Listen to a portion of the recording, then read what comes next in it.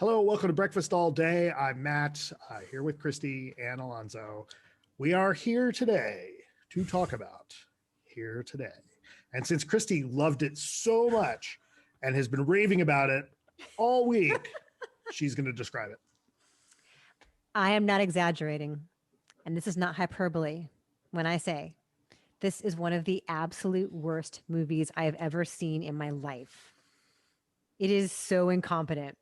It is so painfully unfunny, and also it does not like tug at the heartstrings in a dramatic way the way it so strenuously attempts to. It is wrong in every way, and I'm boggled by it. I was so uncomfortable watching this, and it tries so hard to be like heartwarming. So Billy Crystal, again, I hate being mean. I like Billy Crystal for the most part, and we talked about him a bit during news. We'll talk about him a little more now because he's complaining that you can't be funny anymore. No, you can't when you make movies like this, Billy Crystal. I'm sorry. Directing for the first time in like decades, and he also co-wrote the script with Alan Zweibel, a longtime comedy writer. Alan Zweibel, based creator on of North.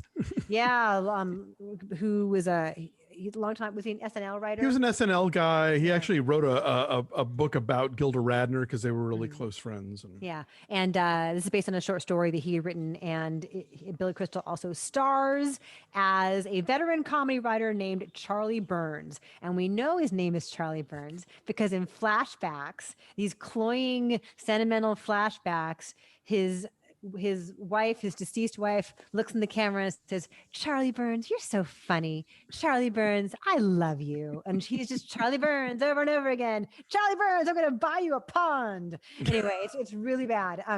But he is a longtime comedy writer on a show that is kind of like Saturday Night Live. It's a sketch comedy show called This Just In, where without exception, the sketches are not funny. Like they had these pitch meetings they show us, and everyone's laughing hysterically around the table. I'm like, nothing about this idea is remotely funny. And then we see them actually execute it on a stage, and it's like, it's just awkward. It's painfully awkward every time. There's never even like the slightest nugget of anything amusing. Anyway, I have so many things to complain about here. I'm going off on tangents. So he works on the show, but he's beginning to suffer from the traces of dementia, and he has some tricks to maintain his daily life as far as walking to work the same way and having little notes to remember who people are, including his family.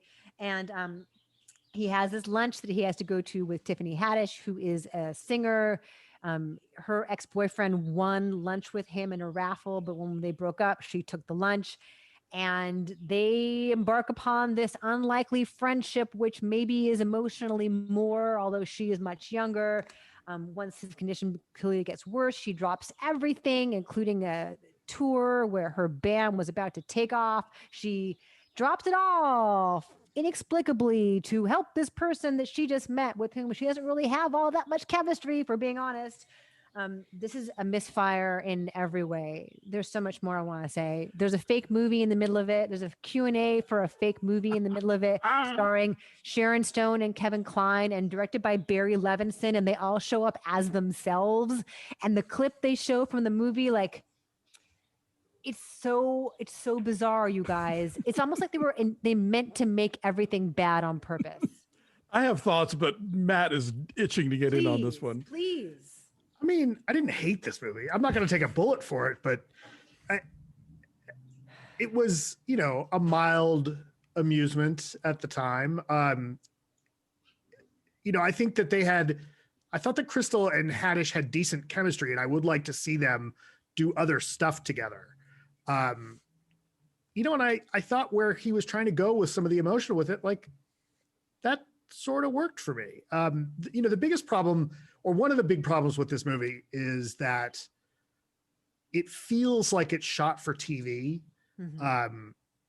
Like there's not, the New York they live in is a TV version of New York. Mm-hmm. It's not a movie version, right? You don't get these big wide shots and long shots. Like it's just, it could have been anywhere. Yeah, I said in my review, they could have shot it in Calgary.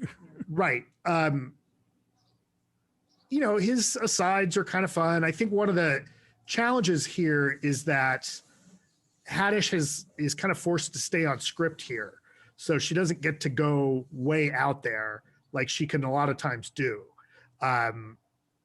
because it's written by comedy writers. So she can't just improv and really raise the stakes of a scene, which I think is a little bit of a mistake. But I didn't have a terrible time watching this. I wouldn't say, like, if you are looking for something, to just have on in the background, this is okay. I didn't find that, which is, I know, terrible.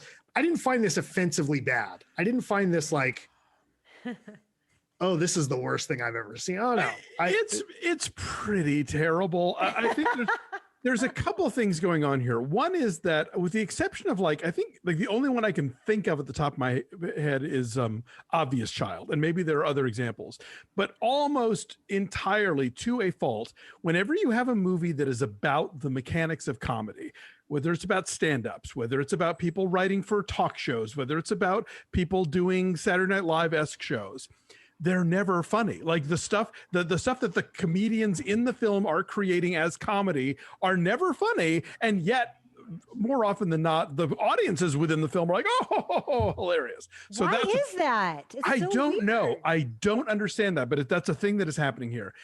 Another thing that is happening here is that Billy Crystal is the writer and director of a movie in which he is constantly being told by other people what a genius he is. You're so funny, Charlie Burns. And how great he is. And, he's written for Broadway, and he wrote for the Carol Burnett Show, and he's done movies. And now he's the guy who is the producer of this sketch show, holds him up like the voice of quality comedy, and he's the one who's going to tell us when we're taking the easy way out and stuff. And so it's like, it's a little thick if you're going to play that character and write that character and direct that character and have all that praise thrown your way. Yes, at the same time, he has a problem, like his children he's somewhat estranged from because of the big, deep, dark secret that this movie dangles over you until Act 3. I liked Tiffany Haddish can sing. I liked watching her sing, which she does in 3 or 4 scenes in the film. There's a moment where Billy Crystal's character is being forced by a street construction to take a different route to work, and he has no idea how to do that because he only knows the way that he knows. And he starts to panic, and like cabs are honking at him and all these, that's a very New York moment.